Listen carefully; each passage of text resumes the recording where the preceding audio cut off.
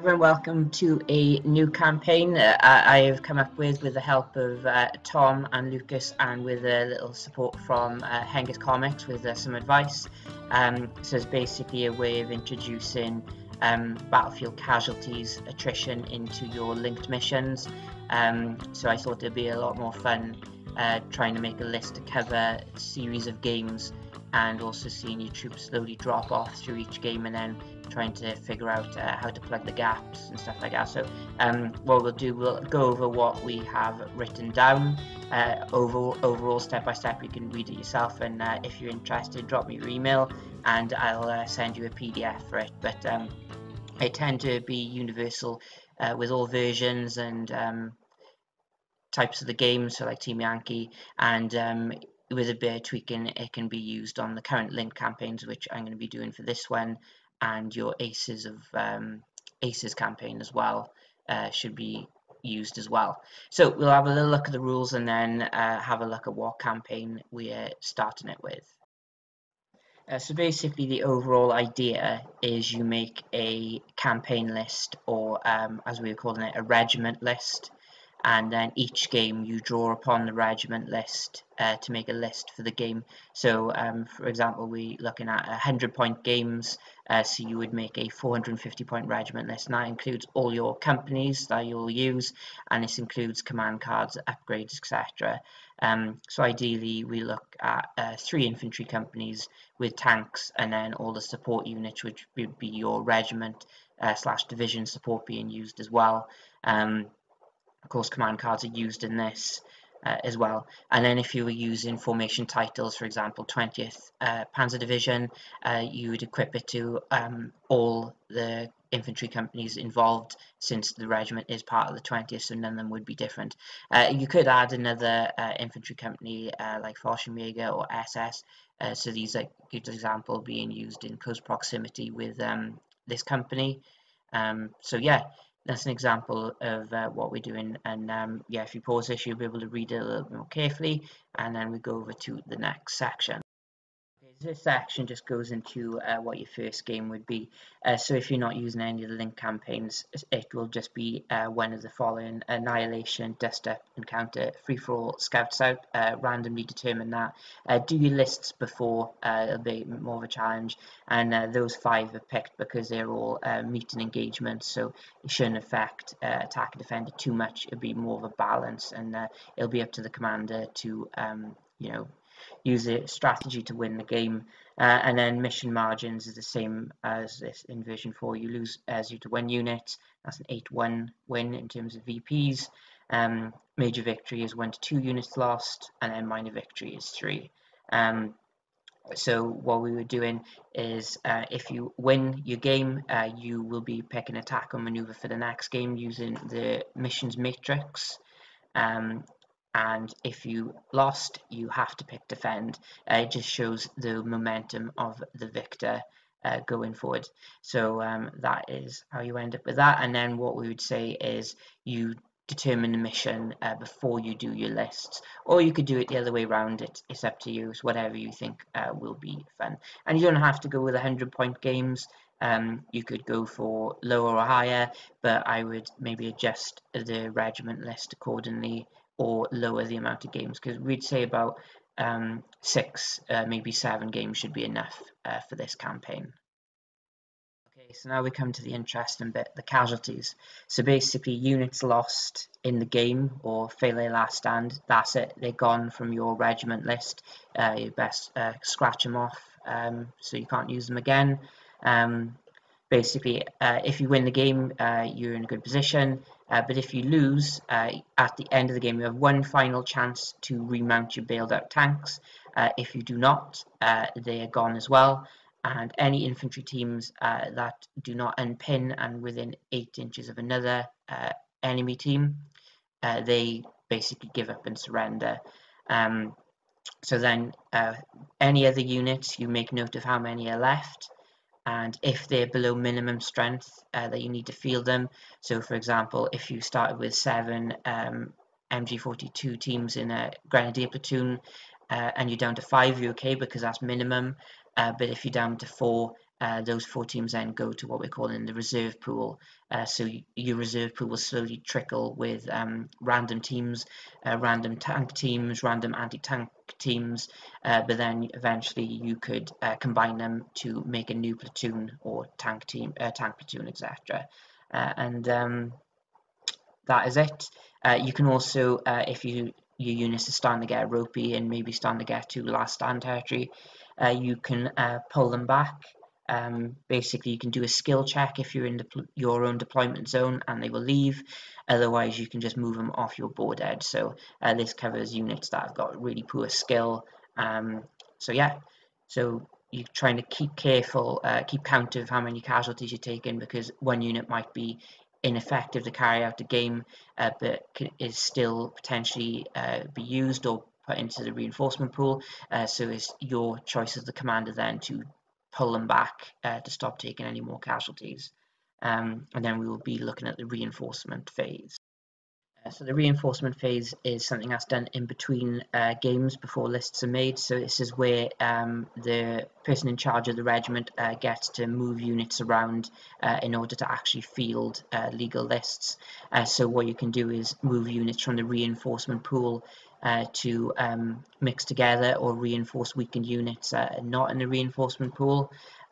Stuff like that, basically. Like you can merge 2 under strength platoons together to make a full one. And then we have a look at reinforcement points. So you gain these based on your games. So if you win in games, stunning victory, you'll get 40, major victory, you'll get 30, minor victory, you get 20. And then for the loser, 10 if you're on the receiving end of a stunning victory, and then major 15, and then a minor, you get the same as the victor.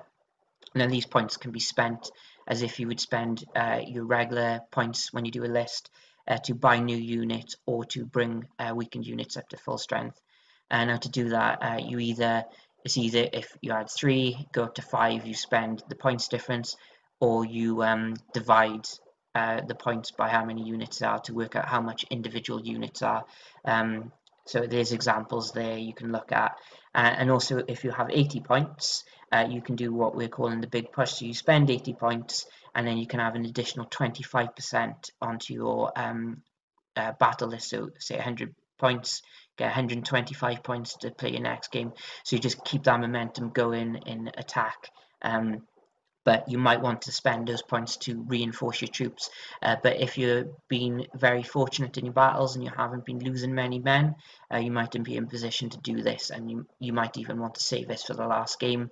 And with 80 points, you can actually manage to attain this by losing some games as well.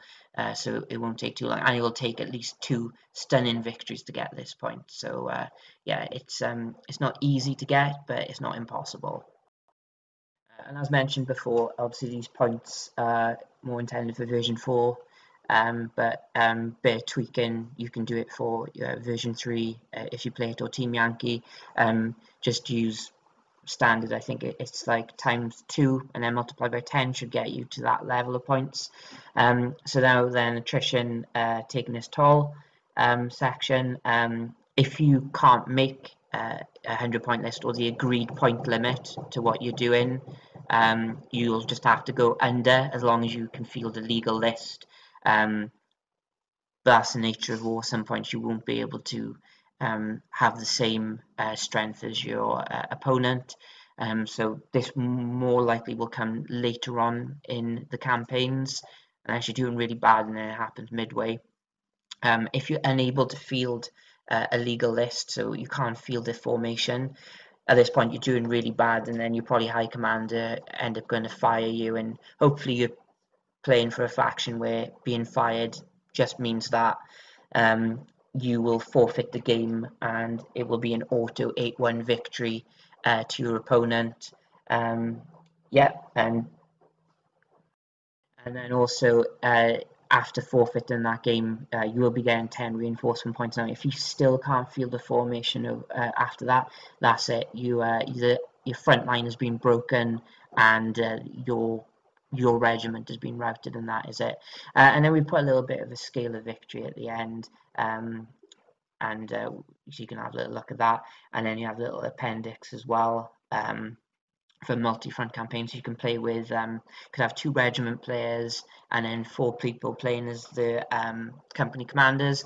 This would be fun because the first game will be played twice simultaneously, so then the regiment commander has to really juggle resources of the regiment split into the commanders. So then you'll have some requests going, oh, I want heavy tanks, you know, well, it's going to the players one, sorry, but that should be really fun, and it should be fun administration for the regiment officers. But yeah, it looks interesting from this side.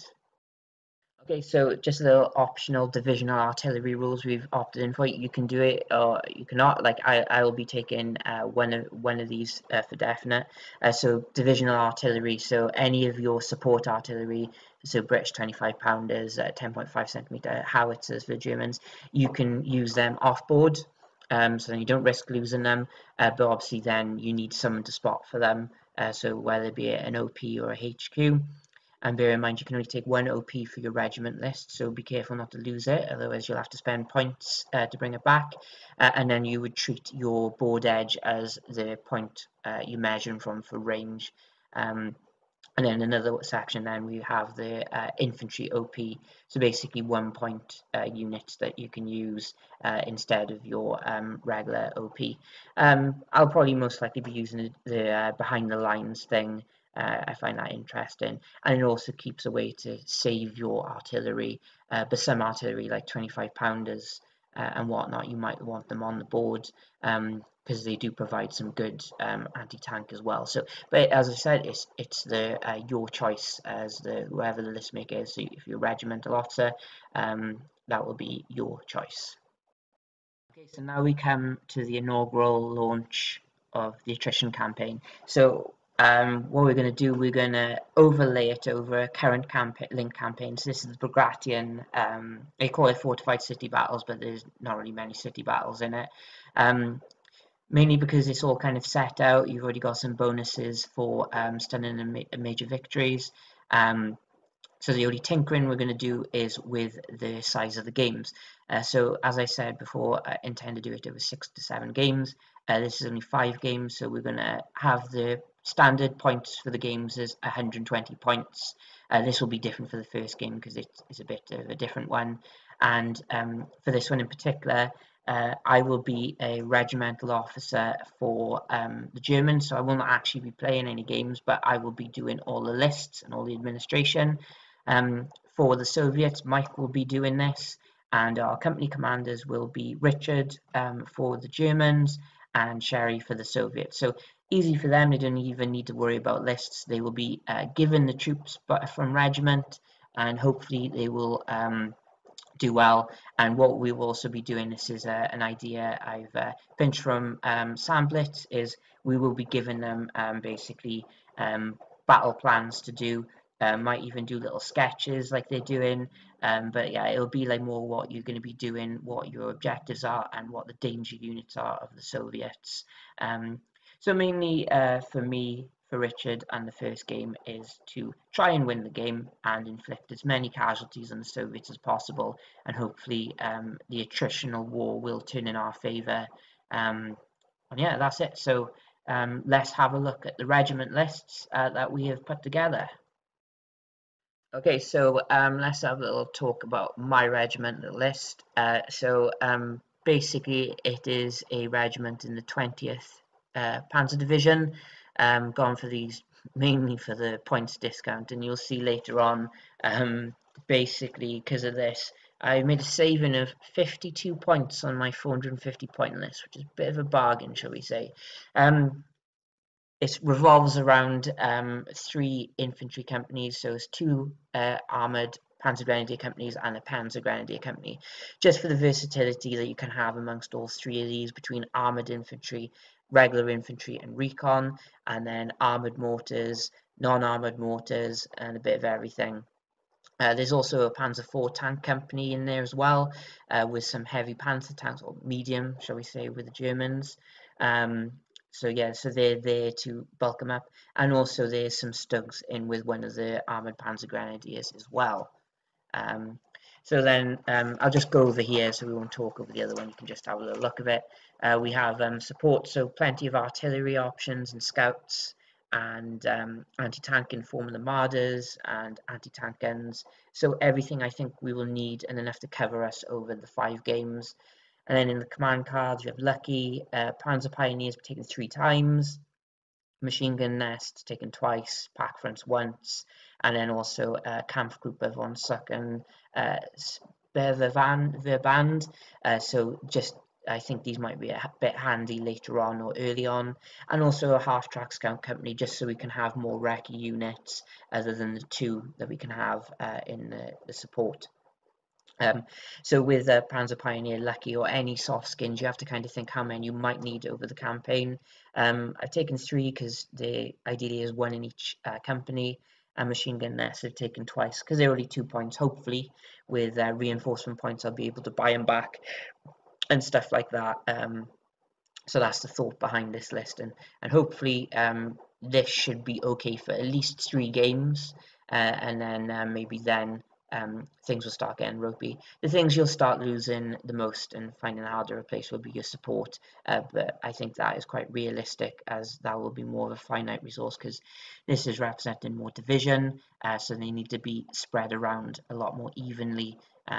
But hopefully if you're lucky and you're a company commander and your regiment has actually offered you this support. So remember, keep your support units safe because they're not easy to replace.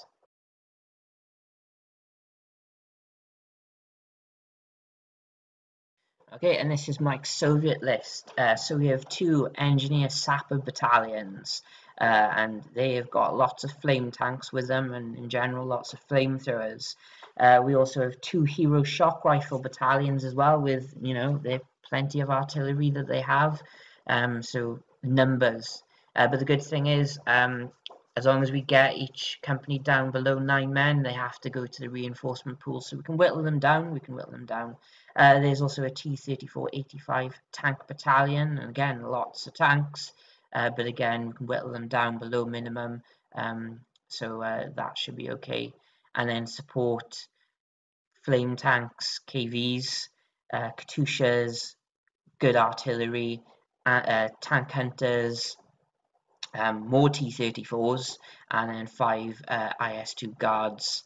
And then we go into the command card section, so make your own luck, Marshakova, and under the cover of smoke. Again, it's the support and command cards that you will be thinking about using carefully, because once you use them, especially when you use the command cards, you have to rebuy them with your reinforcement points, and then your support, you lose them, you haven't got anything in the reinforcement pool really to bulk them up. So yeah, you got that, so that's really interesting.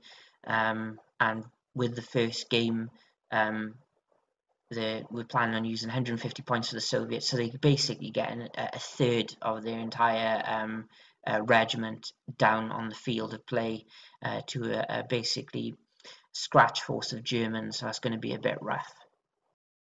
Okay, so one final note before you head off and watch your first game. So the plan is I'm going to do all the videos for this before I put them on YouTube, just in case it doesn't work. So if you're seeing this video now, well, it did work, or it didn't mess up that badly. So after this video, you will have your first mission. I should have it all linked up for you to go. Either ways, just watch it anyway. And remember, if you want to try this out yourself, tinker the points, alter rules, add in rules you want, take out rules you don't like, whatever, but as long as you have fun with it, and hopefully it works for you as well, and that'll make me happy knowing other people are playing it as well. And the more people who play test it, the more we can figure out what's going wrong, or maybe even going right, and we can tinker with even more. But yes, so hopefully it does go to plan. And if anyone has any questions, obviously in my head I have more answers, and it's hard to get it all down onto paper. Tom and Lucas have done really well trying to iron out any loopholes, which I know us wargamers do like exploiting quite a lot. But yes, just ask me any questions, and I suppose Tom and Lucas will see the comments as well, and they can answer as well. But yeah, feel free to ask, and it'll almost be like an FAQ. And then if you want the PDF for the campaign yourself, just drop your email and I'll send it over to you, and enjoy. I hope loads of people start playing this and enjoying it. You never know, it might even be a very interesting tournament setting. It definitely be very tactical in your lists, how you play your games, and then as you come into the later stages of your tournaments, you really start to put things together with what you've got left. But I think that would be really fun, and again, this should work with an Aces campaign and just regular random games as well, or an Axis of Attack campaign would be good as well for this. But you do what you want with it, as Mark says from Hengist Comics. So just have fun, stay safe, and